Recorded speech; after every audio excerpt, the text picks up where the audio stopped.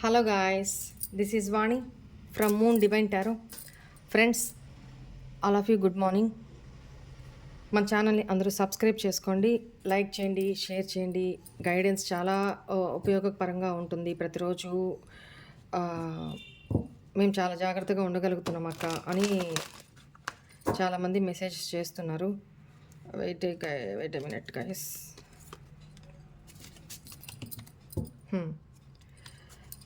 Anyway, ముందు healing send చేస్తాను, తర్వాత రీడింగ్ స్టార్ట్ చేద్దాం.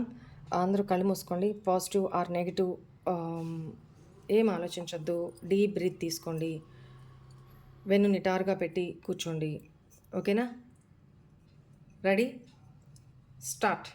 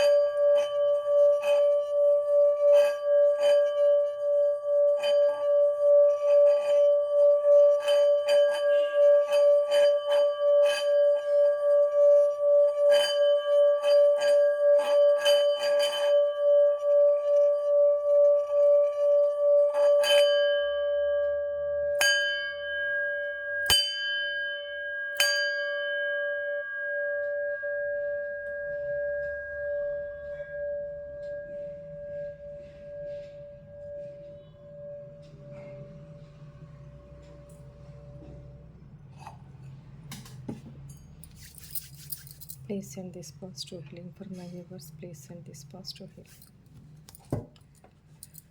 Gratitude, gratitude, gratitude. I accept this positive healing అని చెప్పుకోండమ్మా. యూనివర్స్కి గ్రాటిట్యూడ్ చెప్పుకోండి. ప్రతిరోజు కూడా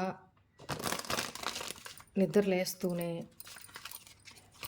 రెండు అరచేతులు చూసుకుంటూ కరాగ్రే వసతే లక్ష్మి, కరమధ్యే సరస్వతి, కరమూలే స్థిత గౌరీ, ప్రభాతే కరదర్శనం. ఈ మంత్రాన్ని చెప్పుకొని కళ్ళు తెరిచి మన అరచేతులను చూసుకోవాలి. ఎందుకంటే మనలో ఉన్న ఆ పాజిటివిటీ, మనలో ఉన్న ఆ పవర్ మన ఐస్ ద్వారా మనం నిద్ర లేస్తూనే మన అరచేతులు మనం చూసుకొని త్రిమూర్తి శక్తులు మన అరచేతుల్లోనే ఉన్నారు అని భావిస్తూ ఈ మంత్రం చెప్పుకుంటూ మన అరచేతులు మనం చూసుకోవడం వల్ల మనలోని పాజిటివిటీ, మనలోని పవర్స్ ఎటు పోవు అనమాట. మళ్ళీ తిరిగి మనలోనికే వెళ్తాయి. అదే మనం ఎటు నిద్ర లేస్తానే తలగొక్కుంటా, అరుచుకుంటా, తిట్టుతా, విసుక్కుంటూ ఏ కళ్ళు తెరిచి ఏది పడితే అది చూస్తూ ఇలా ఉంటే అసలు ఆ రోజంతా ఎంత చిరాగ్గా ఉంటుందో ఒక్కసారి మీరు ఎక్స్పీరియన్స్ చేసి చూడండి. ఓకేనా? ప్రశాంతంగా ఫస్ట్ ఎడంవైపుకి తిరగండి. పడుకున్న దగ్గరనే ఎడంవైపు తిరిగి లేచి కూర్చొని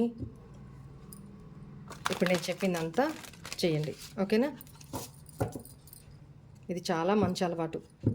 మనం ఇక్కడ స్పిరిచువల్ ప్లాట్ఫామ్లో ఉన్నాం. ఏదో ఒక మంచి నేర్చుకొని పోవాలి. ఓకేనా? తెలిసిన వాళ్ళు ఇగ్నోర్ చేసేసేయండి, తెలియని వాళ్ళకి చెప్తున్నాను. ఓకేనా? Right.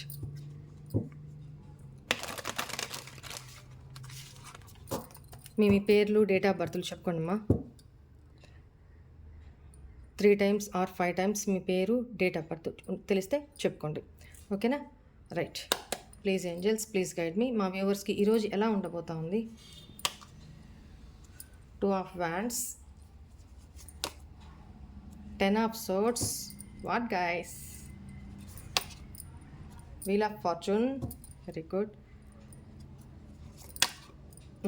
8 of wands, 10 of cups. Very good, very good. Moon, bottom energy, moon, 7 of cups. ఎందుకు ఈరోజు చాలా ఫ్యామిలీ ఇష్యూస్లో ఆర్గ్యుమెంట్స్ జరిగే అవకాశం కనపడతా ఉంది. అండ్ మీరేదో 2 సిచ్యువేషన్స్లో కొట్టుమిట్టాడుతున్నారు అనేది కనపడుతుంది ఈరోజు. ఏదో ఒక డెసిషన్ తీసుకోలేక అదా ఇదా, ఇది చేస్తే బాగుంటుందా, అట్లా చేస్తే బాగుంటుందా, లేకపోతే మీ లైఫ్లోనే 2 చాయిసెస్ ఏదైనా ఉంటే ఎవరిని ఏం చూస్ చేసుకోవాలి అనే ఒక డైనమా. అండ్ మీ పర్సన్ మీతోటి లాంగ్ డిస్టెన్స్ రిలేషన్షిప్లో ఉన్నట్లయితే ఆ పర్సన్ గురించి ఎక్కువగా ఆలోచనలు గుర్తొస్తూ ఉండడం వల్ల చాలా హర్ట్ అవుతారు. అప్పుడు ఆ పర్సన్ చేసిన నెగటివిటీ, మోసము, ఆ పర్సన్‌తో మీరు పడ్డ బాధ ఇదంతా ఎలా మీ రిలేషన్ నుంచి మీరు బయటకొచ్చారా? ఇవన్నీ ఒక్కసారిగా ఈగలు దోమలు మూసినట్టు అలా మైండ్ చుట్టూ తిరిగేస్తాయన్నమాట. అప్పుడు మీరు ఒక disappointment, depression energy, cheating energy ఇవన్నీ గుర్తొచ్చి చాలా బాధపడతారు అనేది కనపడుతుంది. ఆ పర్సన్ గుర్తొచ్చి వేరే వేరే చాయిసెస్ కోసము మిమ్మల్ని ఈ పర్సన్ లీవ్ చేసేసారు అనేది, అవన్నీ మిమ్మల్ని ఎలా చీట్ చేశారు ఇవన్నీ గుర్తొచ్చి మీరు ఇవాళ లో ఎనర్జీలోకి వెళ్తారు. లేదు, ఎమోషన్స్ ఎక్కువైపోతాయి. లేదు, నన్ను నేను ఇలా పెట్టుకుంటే కాదు, సో నాకు మంచి టైం రావాలని కోరుకుంటున్నాను అన్నట్టు మీరు ఈ పర్సన్ నుంచి కమ్యూనికేషన్, నా టైం బాగుండి అంతా మా ఇద్దరి మధ్య అంతా సరైపోయి ఈ పర్సన్ నాకు కమ్యూనికేట్ కాల్ మెసేజ్ చేసి నాతో మాట్లాడితే బాగుండు, నాకు కాల్ చేస్తే బాగుండు, మెసేజ్ చేస్తే బాగుండు, మా ఇద్దరి మధ్య ఒకవేళ నెగిటివ్ సైకిల్ ఏదన్నా ఉంటే ఆ నెగిటివిటీ మొత్తం ఎండ్ అయిపోతే బాగుండు, కంప్లీషన్ అయిపోయి మా ఇద్దరి మధ్య మళ్ళీ న్యూగా కొత్తగా లైఫ్ స్టార్ట్ అయ్యి అది మీ ఫ్యామిలీ పరంగా కావచ్చు, అంటే మీ స్పౌజ్, వైఫ్ ఆర్ హస్బెండ్ విషయంలో కావచ్చు, లేదా మీ లవ్డ్ వన్స్ విషయంలో కావచ్చు, మీ పర్సన్ విషయంలో కావచ్చు. ఫుల్ఫిల్మెంట్ని కోరుకుంటున్నారు. మీ హస్బెండ్, మీ వైఫ్ మీకు దూరంగా ఉంటే ఆ పర్సన్ మొత్తం మీ ఇద్దరి మధ్య సిచ్యువేషన్ అంతా మారిపోయి కర్మ అంతా ఎండ్ అయిపోయి నెగిటివ్ కర్మ అంతా ఒక లక్ టైం అనేది మీ లైఫ్లోకి ఎంటర్ అయితే బాగుండు, ఆ పర్సన్ కమ్యూనికేట్ అయితే బాగుండు, మా ఇద్దరి మధ్య మంచి అండర్స్టాండింగ్, ఈ పర్సన్ కోసం మీరు ఫిజికల్లీ కూడా చాలా హోప్తో ఉన్నారు అనేది అర్థం చేసుకోండి. ఇంకా ఆ హోప్తో ఉన్నారు అనేది కనపడుతుంది. అండ్ అది కోరుకుంటున్నారు. Next completion, 10-10 energy. ఈ నెగిటివిటీ అంతా కంప్లీట్ అయిపోయి ఈ పర్సన్ మీతో కమ్యూనికేట్ అయ్యి, లేదా మీరే ఈ పర్సన్తో కమ్యూనికేట్ అయ్యి సార్ట్ అవుట్ చేసుకునే. ఫస్ట్లో బాధ ఉంటుంది డే స్టార్టింగ్లో, డే ఎండింగ్లోనో, నెక్స్ట్ 2 days to 10 daysలోనో మీ ఇద్దరి మధ్య ప్రాబ్లమ్ సార్ట్ అవుట్ అవుతుంది, అవ్వాలి అని మీరు యూనివర్స్ని, ఏంజల్స్ని కోరుకుంటూ ఉంటారు, డివైన్ని కోరుకుంటూ ఉంటారు. ఓకేనా? రైట్.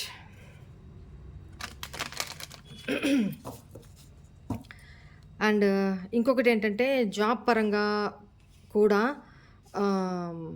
మీ దగ్గర 2 చాయిసెస్ ఏదైనా ఉండుంటే మీరు ఈ జాబ్ పర్పస్‌నో లేకపోతే ఈ కెరీర్‌కి సంబంధించిన పర్పస్‌లోనో పాస్ట్‌లో మిమ్మల్ని ఎవరైనా చీట్ చేసి ఉండొచ్చు, లేదా ఈ కెరీర్‌కి సంబంధించిన చాయిసెస్‌లోనే మీరు దానికి సంబంధించి ఎక్కడికైనా జర్నీ చేసి వెళ్ళి అక్కడ చీటింగ్‌కి గురయ్యే అవకాశం కనపడతా ఉంది. వాళ్ళు వాళ్ళ మాటలతో మిమ్మల్ని చీట్ చేస్తారు అనేది కనపడుతుంది. సో ఆ విషయంలో కూడా జాగ్రత్తగా ఉండండి. ఫైనల్లీ మేజర్‌గా ప్రాబ్లమ్ కాకుండా, మేజర్‌గా ఇబ్బంది కలగకుండా ఫ్యామిలీ సహాయంతోనో మీరు మీ అదృష్టం కొద్దునో మీరు దీని నుంచి బయటపడతారు. ఓకేనా? ఎవరి మనీ పే చేస్తే ఇట్లా ఇప్పిస్తాము, లేకపోతే ఇదిగో పలానా దగ్గర వాళ్ళేదో గొప్ప అనిపించుకోవాలని మీకు మీరున్న దానికి ఊరికి దూరంగా మిమ్మల్ని జర్నీ చేయించి అక్కడ దాకా రప్పించి అక్కడ వాళ్ళు చెప్పిన దానికి అక్కడ జరిగేదానికి చాలా మీకు డిసప్పాయింట్మెంట్ అవుతుంది. చీటింగ్ ఎనర్జీస్ ఫీల్ అవుతారు. హ్యాపీ ఉండరనమాట. డిసప్పాయింట్ అవుతారు. లో ఎనర్జీలోకి వెళ్తారు. బట్ మళ్ళీ ఫ్యామిలీ సపోర్ట్ తోటి మళ్ళీ నార్మల్ అయ్యే అవకాశం కూడా కనపడతా ఉంది.